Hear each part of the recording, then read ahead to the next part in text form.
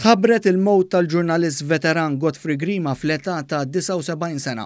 Grima twilet iż-Żejtun u jibqa' magħruf għal kontribut qawwi tiegħu fil-qasam ġurnalistiku lokali kif ukoll internazzjonali.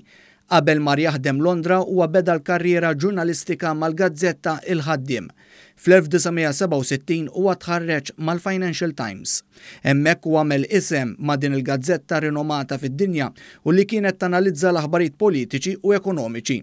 Fl-1971 Grima spiċċa jmexxi ferra tal-Financial Times f'Malta wara li din il-medja fetħet uffiċċju f'pajjiżna u għadha imexxi dan l-uffiċċju sal-2010 meta rtira. Godfrey Grima waqqaf ukoll l-Associated News Group, aġenzija tal-komunikazzjoni magħrufa għal kampanji ta' reklamar l-organizzat matul is-snin.